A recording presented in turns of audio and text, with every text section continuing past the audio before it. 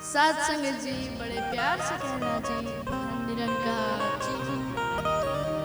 आइए, जब से हमें ये सदगुरु मिला है तब से हमारे जीवन में क्या हुआ है अब तक, आइए सुनाते हैं कैसे।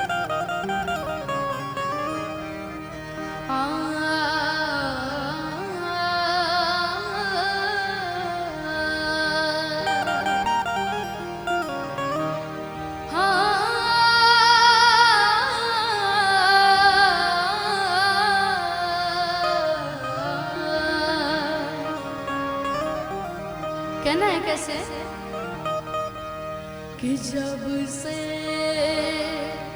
मिला है सदगुरु खुशियाँ ही खुशियाँ छाई, रहमत हुई है जब से हर कली है मुस्काई।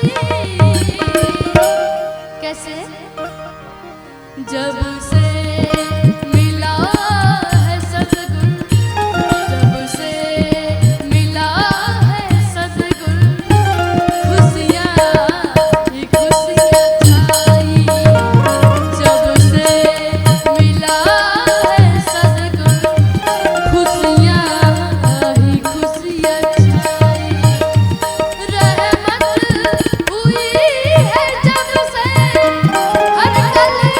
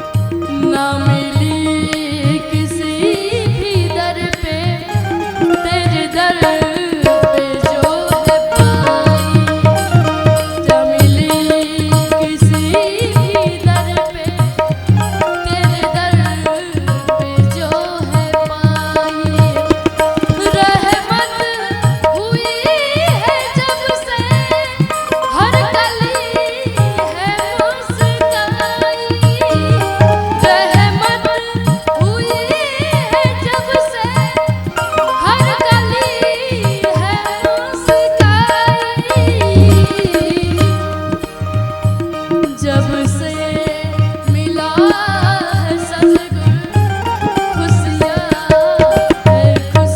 छाई। जब से मिला है सदगुरु खुशियाँ छाई। क्या बात है।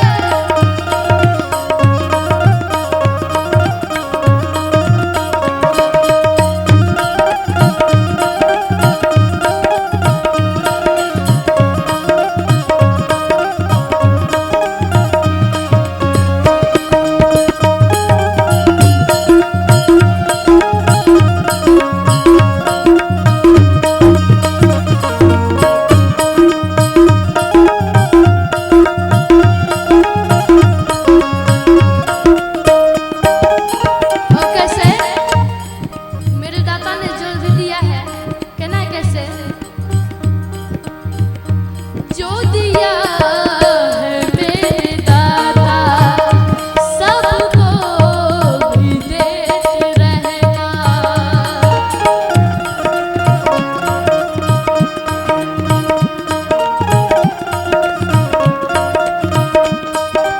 कहना है कैसे। जो दिया है मेरे दाता सबको भी देते रहना। यही दास संस्कार का है वास कहना। यही दास संस्कार का है वास कहना।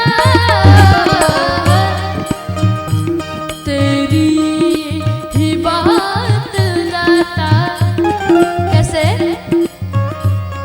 तेरी ही बात दाता बस है दो अदाई। जब से मिला है सदगुरु खुशियाँ छाई। रहमत हुई है जब से हर गली है मुस्काई। रहमत हुई है जब से हर गली है मुस्काई। और कैसे। जब से मिला है सदगुरु खुशियाँ छाई। जब से मिला है सदगुरु खुशियाँ छाई। खुशियाँ छाई। खुशियाँ